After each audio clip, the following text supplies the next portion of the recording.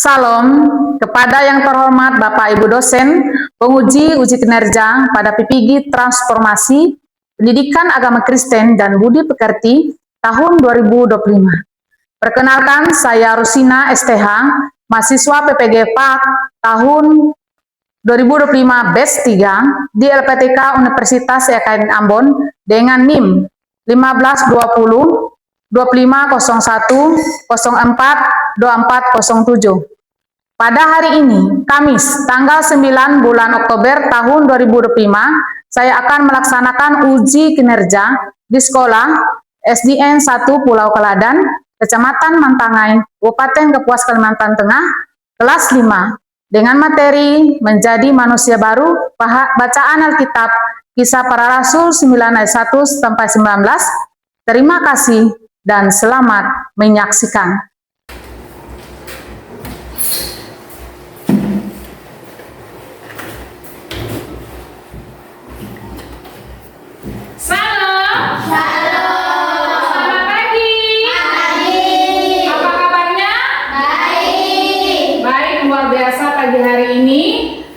Terima kasih atas kehadiran anak-anak yang sudah datang ke sekolah untuk belajar. Pagi hari ini kita akan melanjutkan pembelajaran kita pagi hari ini. Tapi sebelumnya kita akan berdoa yang dipimpin oleh Pelo. Silakan maju ke depan Pelo untuk berdoa. Mari kita berdoa. Bapak, terima kasih pagi hari ini kami mau belajar berdasarkan kebenaran dan akal budi Tuhan. Dari nama kami yang mengajar kami Tuhan. Terima kasih Tuhan Yesus. Kami berdoa. Haleluya. Amin. Saya persilakan untuk duduk kembali Pelo. Dan pagi hari ini juga kita akan menyanyikan sebuah lagu yang berjudul Selamat Pagi Bapak. Semua anak-anak untuk bangkit berdiri. Sama-sama ya.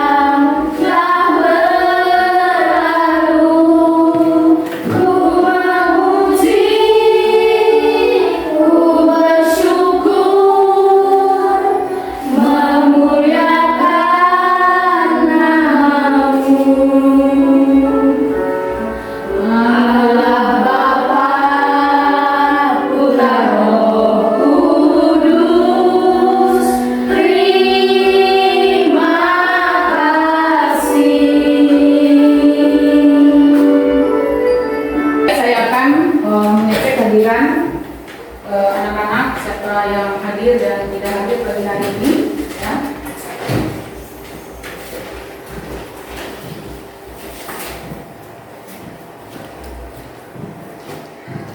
Grace ada? Apiatun? Ada. Fitri? Ada. Mercy? Ada. Semuanya boleh hadir pagi hari ini. Kita akan briefing dulu. Kita akan semangat pagi hari ini. Saya akan mengajak kembali lagi anak-anak untuk bangkit berdiri. Kita briefing ya. Dengan tepuk semangat, yang semangat ya belajarnya pagi hari ini. Ibu itu 1, 3. Tepuk semangat.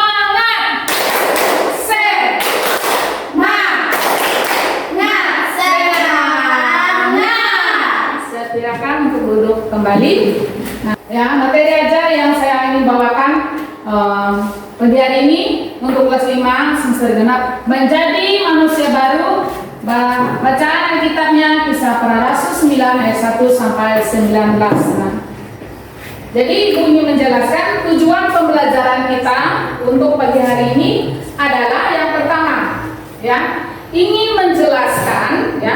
menjelaskan alasan perlunya perubahan diri ya. Yang pertama, terus yang kedua menyatakan komitmen perubahan diri. Nah, di sini dikatakan ya, yang ketiga itu menyampaikan topik ya yang akan diajarkan, yaitu tentang menjadi manusia baru. Bahan Alkitabnya Kisah Para Rasul 9 ayat 1 sampai 19.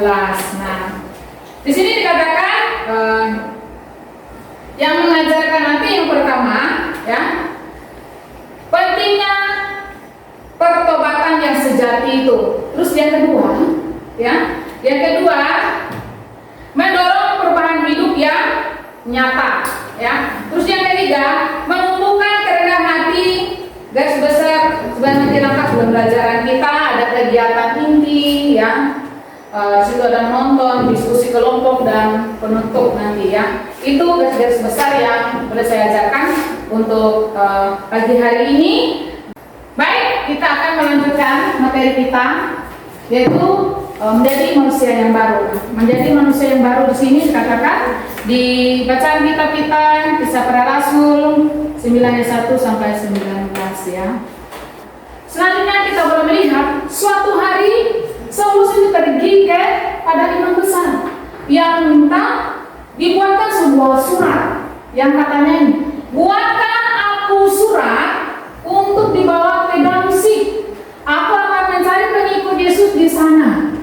Aku akan membawa mereka ke Yerusalem dan memasukkan mereka ke penjara. Nah, setelah itu berangkatlah Saulus ini bersama-sama teman-temannya ke Damsyik ya. Setelah itu mereka membawa surat itu kepada dari imam besar itu ya. Nah, dalam suatu perjalanan muncullah cahaya yang menyilaukan mata dari ya langit dan memancar mengelilingi Saulus. Nah, ia berubah ya, langsung berubah dan mendengar suara yang berseru-seru, Saulus, Saulus, mengapakah engkau menganiaya aku? Nah, jawab Saulus, siapakah engkau Tuhan? Jawabnya, akulah Yesus yang kau aniaya itu. Sekarang bangunlah dan pergilah ke Damsyik. Di sana engkau akan bertemu dengan seorang murid Kristus yang bernama Ananias. Ya. Terus selanjutnya Saulus bangun dan berdiri, namun ia tidak dapat membuka matanya. Ya, cahaya itu telah membutakannya selama 3 hari lamanya. Ketika dia berdoa, Ananias ini ya menjumpai Saulus, ya seperti yang difirmankan Tuhan kepadanya. Dan lalu dia meletakkan tangannya di atas kepala Saulus, katanya, Saulus saudaraku, Tuhan Yesus yang telah menampakkan diri di jalan yang engkau lalui itu, dia menyuruh aku datang kepadamu supaya kamu bisa melihat dan penuh dengan Roh Kudus. Ketika itu Saulus bisa melihat. Dan setelah dia bisa melihat, dia menyerahkan dirinya untuk dibaptis. Nah, ia pergi dan menceritakan kepada semua orang di Damsyik tentang Yesus. Sekarang ia pergi dan percaya kepada Yesus bahwa Yesus itulah adalah Anak Allah. Ia menyadari bahwa di sini dikatakan Saulus menyadari kesalahannya dan mau bertobat. Setelah bertobat, namanya menjadi Paulus. Nah, di sini diceritakan bahwa Saulus ini meninggalkan kebiasaan buruknya yang suka menganiaya pengikut Kristus dan memulai kehidupan yang baru sebagai murid Yesus, karena dia percaya kepada Yesus sebagai Anak Allah yang menceritakan tentang Yesus ke seluruh dunia, ya, sebagai penginjil yang luar biasa. Saulus meninggalkan manusia lamanya itu sebagai orang yang suka menganiaya pengikut Kristus dan berubah dari manusia yang baru sebagai seorang yang memberitakan kabar baik tentang Yesus. Nah, Saulus ini diubah oleh kuasa Tuhan. Tanpa kuasa Tuhan bisa akan diubahkan. Ia membuka dirinya, hatinya mau diubah oleh Tuhan. Nah, untuk menceritakan ya gambaran spesifiknya, kita akan melihat suatu tayangan video ya.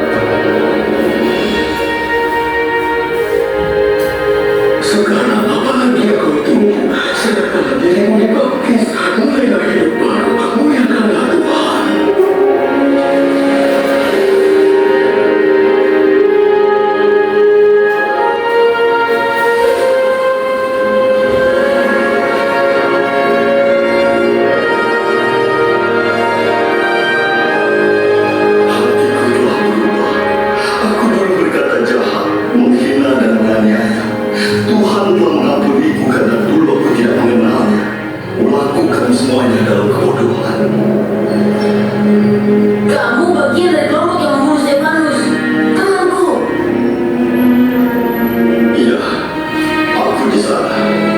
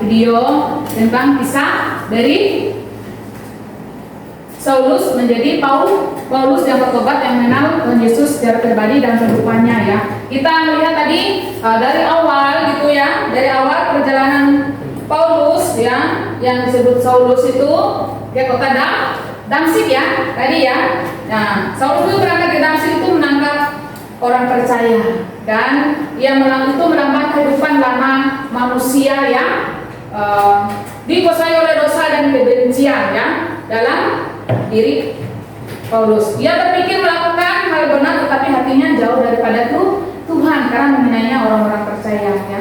Yang kedua, perjumpaan ya.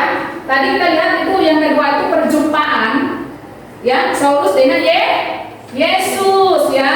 Nah, dalam perjalanan Saulus itu melihat cahaya dari langit, mendengar suara Yesus ya, dan ia menjadi buta matanya. Itu tanda kebutaan rohani, yaitu pertemuan awalnya ya, yang awal pertobatannya itu panggilan hidup yang baru. Terus yang ketiga, peran Ananias itu perannya itu yang diperintahkan oleh Tuhan untuk menemani Saulus ya. Meski takut, ia itu merumpangkan tangan dan berdoa untuk Saulus ya. Ketika itu Saulus sembuh dan bisa melihat. Itu menceritakan tentang ketaatan. Terus yang kedua apa? Keimanan. Terus yang ketiga apa? Kesediaan untuk mengampuni. Walaupun hanya tahu dia tuh orang yang sangat sehat sekali ya. Itu yang keempat, perubahan Saulus menjadi Paulus. Saulus ini sembuh dari kebutaan itu ya. Ketika ia dibaptis, mulai memberitakan tentang Yesus ya, dan ia berubah total menjadi manusia yang baru. Nah, ini bahwa di sini dikatakan melalui cerita ya Paulus ini ya, di sini diceritakan bahwa ya Tuhan sanggup mengubah siapapun ya menjadi manusia yang baru ya. Tidak ada dosa yang terlalu besar bagi kasih karunia Tuhan, walaupun seperti Paulus, dia bisa mengubah hati Paulus menjadi manusia yang baru, hati yang lembut, saling mengasihi, saling mengampuni ya. Ada yang ditanyakan apa yang sudah Ibu sampaikan tentang cerita dari Paulus? Tidak ada. Baik, saya akan membagikan kelompok masing-masing. Nanti kelompok pertama Pelo dan teman-teman, kelompok kedua Grace dan teman-teman ya. Saya akan membagikan kelompok diskusinya ya.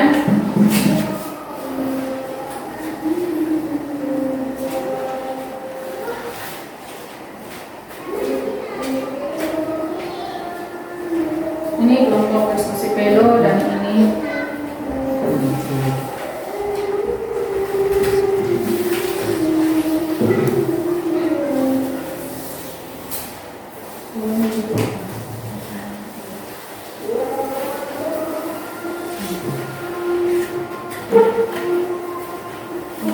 silakan untuk berdiskusi ya. Kalian boleh bekerja sama Pelo, Mercy, Tias dan Pelo bekerja sama, saling apa? Saling ini, Mercy, saling melihat itu apa hasil jawab, dijawab ya, anak-anak ya, ya, tulis dan dijawab itu jawaban soalnya, ya terus ya.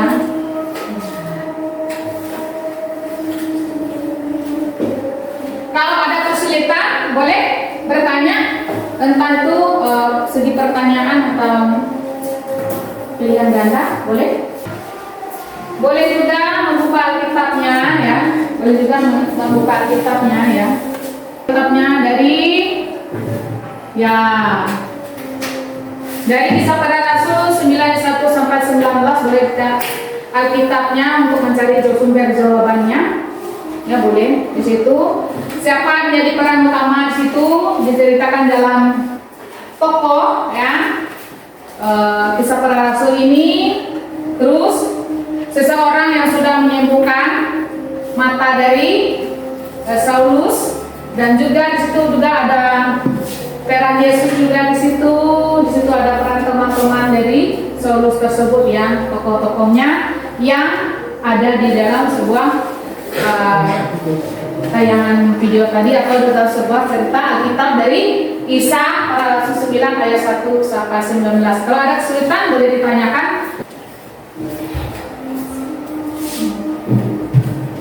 Apakah sudah?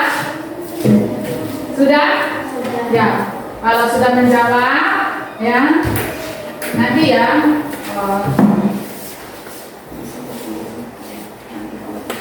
Oke, baik. Saya persilakan untuk kelompok satu untuk mempresentasikan hasil kerja kelompoknya. Saya persilakan untuk maju ke depan.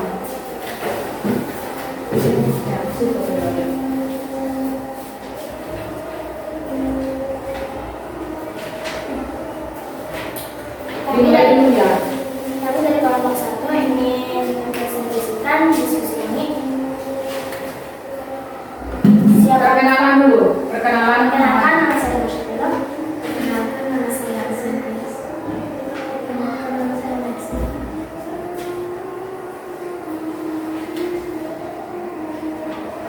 Satu, siapakah nama tokoh utama yang diubahkan secara drastis dalam Kisah para Rasul 9 ayat 1 sampai 19? C. Saulus. 2. Ke kota manakah Saulus pergi dengan membawa surat kuasa dari imam besar untuk menangkap pengikut Tuhan? Kota Damaskus atau Damaskus. Boleh besar suaranya sedikit ya.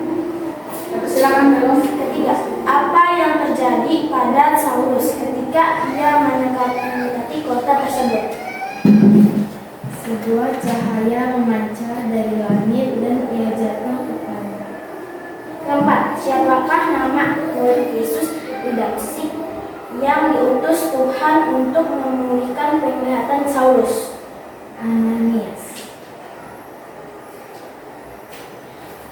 Kelima, perkataan Tuhan Yesus kepada Saulus saat di tengah jalan adalah, Saulus, Saulus, mengapa engkau menganiaya aku? Perkataan ini memiliki makna teologis bahwa C. Menganiaya orang percaya sama artinya dengan menganiaya Yesus sendiri.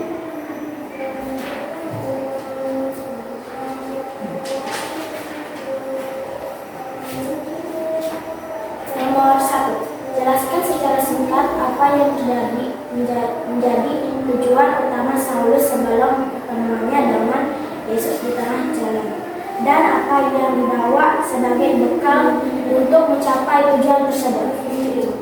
Jawabannya 1. Tujuan utama Saulus sebelum pertemuannya dengan Yesus adalah menganiaya dan menangkap para pengikut Yesus karena ia menganggap mereka sesat dan menghina hukum Taurat. Bekal yang ia bawa untuk mencapai tujuan itu adalah otoritas dan surat izin dari imam-imam kepala untuk menangkap orang percaya ke Damsyik, serta mengetahuinya tentang hukum Taurat yang membuatnya sangat fanatik terhadap agama.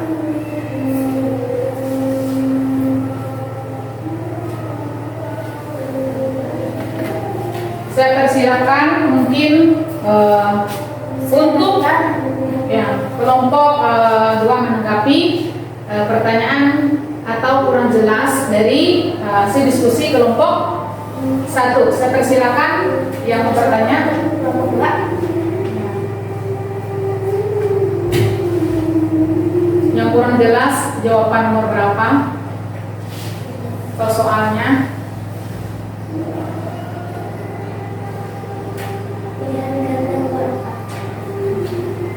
Saya persilakan untuk kelompok 1 pilihan ganda nomor 4 soal dibaca dulu jawabannya apa. Oke, nomor 4, siapakah nama murid Tuhan di Damsyik yang diutus Tuhan untuk memulihkan penglihatan Saulus? C. Ananias. Sudah jelas kelompok A? Kelompok 2?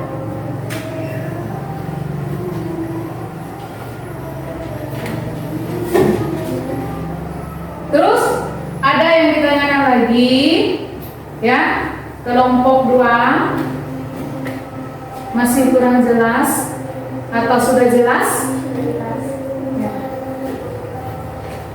Ya, itu hasil dari kelompok 1 ya, persentase. Tepuk tangan untuk kelompok 1. Persilakan untuk duduk kembali. Saya persilakan untuk kelompok 2 maju mempresentasikan hasil diskusi dari kelompok mereka. Saya persilakan.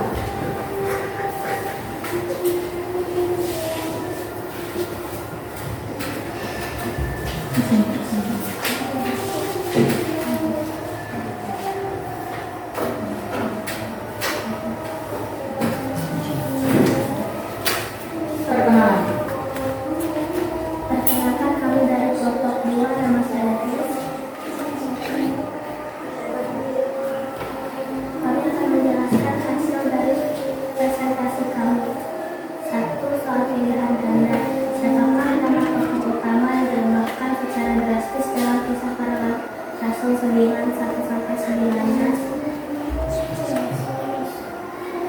2. Apakah manakah Saulus pergi dengan membawa surat kuasa dari imam besar untuk menangkap penipu Tuhan? 3. Apa yang terjadi pada Saulus ketika ia mendekati kota tersebut?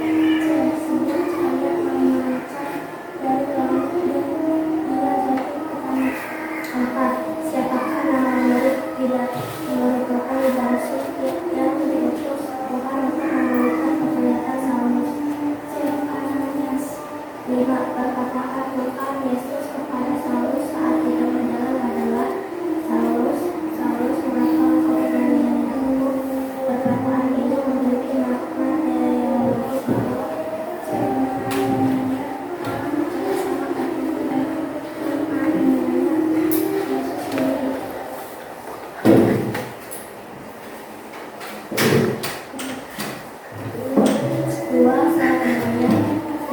jelaskan secara singkat apa yang terjadi dengan video pertama Saulus sebelum pertemuannya dengan Yesus di tengah jalan, dan apa yang dia lakukan sebagai bekal untuk mencapai tujuan tersebut.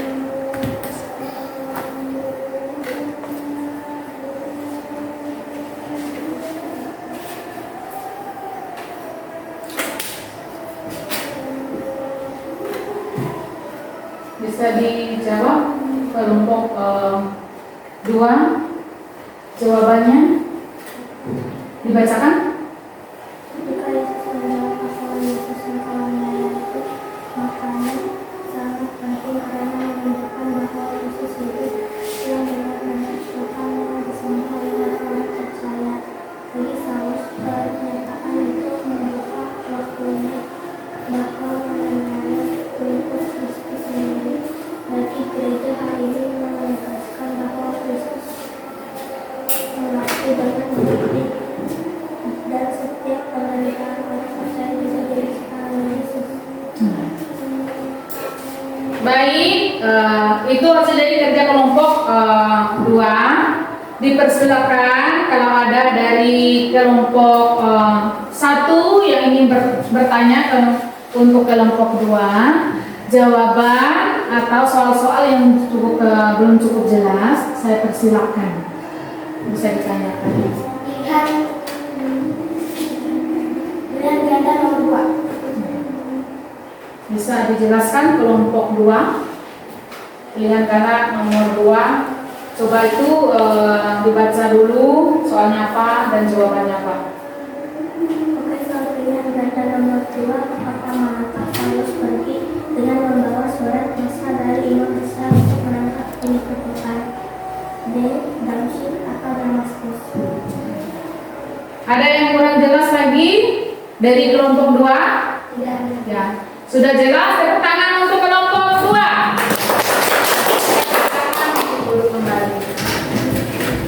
Melalui hasil persentase ini ya, Ibu boleh melihat kerjasama yang baik di antara kelompok 1 dan kelompok 2. Di sini jawabannya sungguh sangat memuaskan dan tidak ada mengecewakan sebagai guru pada hari ini. Jadi saya ingin menyimpulkan bahwa di sini dikatakan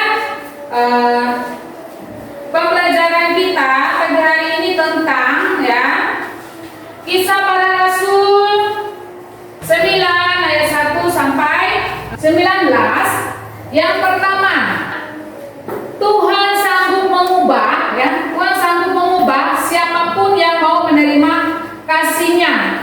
Yang kedua, pertobatan sejati itu membawa perubahan hati, ya, pikiran dan perbuatan kita.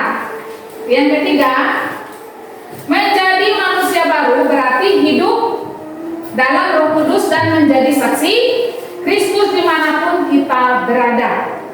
Jadi ada 3 kesimpulan yang boleh Ibu berikan untuk pagi hari ini. Itu kesimpulan dari pelajaran kita untuk pagi hari ini, dan saya akan membagikan kertas yang kita akan merefleksikan, ya. Kita akan merefleksikan apa yang anak-anak dapatkan pagi hari ini tentang, ya, menjadi manusia yang baru. Bahan Alkitab dari Kisah Para Rasul 9 ayat 1 dan 19. Apa yang kalian dapatkan dari pelajaran pagi hari ini? Tolong direfleksikan, ya.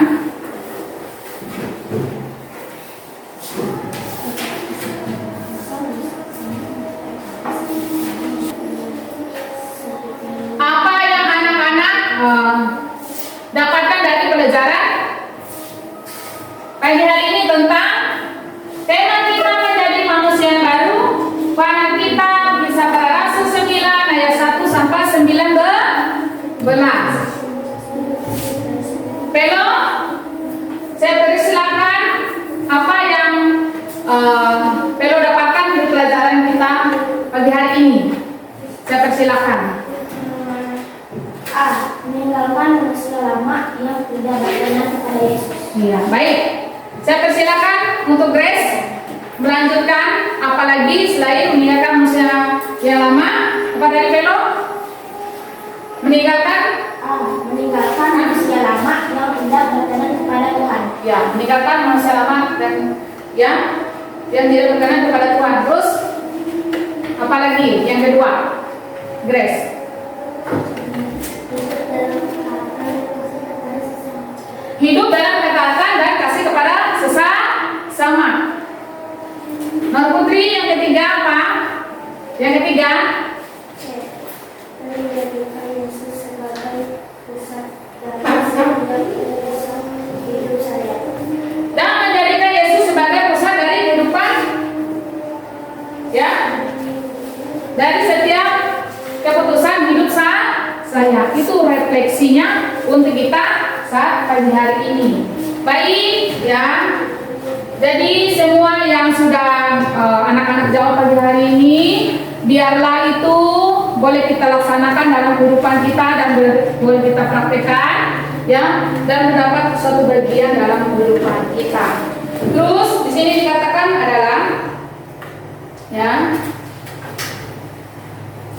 saya memberikan satu penilaian, ya, kepada anak-anak, ya, dari kelompok 1 dan kelompok 2. Ya, saya boleh melihat dari awal sampai akhir saya mengajar dan saya melihat antusias anak-anak itu semangat luar biasa, walaupun sudah pagi menjelang siang, tetapi semangatnya luar biasa, ya. Jadi saya memberikan apresiasi yang luar biasa. Sangat baik sekali, ya, untuk anak-anak semuanya yang boleh ambil andil dalam pelajaran untuk kita pagi hari ini. Baik, di sini Ibu ingin menyampaikan rencana pembelajaran, ya, pada pertemuan berikutnya untuk minggu depan, ya, yaitu tentang temanya hidup sebagai anak terang, ya, hidup sebagai anak terang. Untuk pelajaran kita minggu depan itu kita akan boleh bersama-sama untuk boleh mengerti dan mempelajari pelajaran selanjutnya, seperti itu. Dan untuk menutup kegiatan kita, ya, saya persilakan untuk, ya, salah satu siswa berdoa menutup pelajaran kita. Saya persilakan untuk Grace, ya. Kita akan untuk bangkit berdiri, kita akan mengakhiri pelajaran kita pagi hari ini. Saya persilakan berdoa. Terima kasih Tuhan atas pada pagi menjelang siang yang harus menyelesaikan pelajaran kami Tuhan. Berkati kami kami semoga kami sampai dengan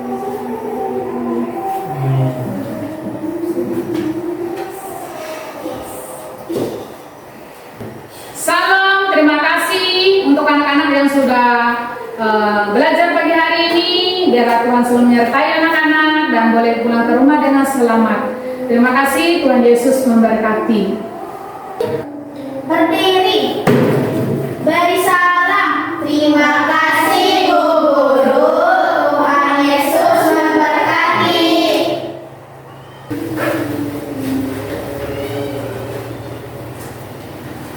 Terima kasih anak-anak sudah belajar hari ini.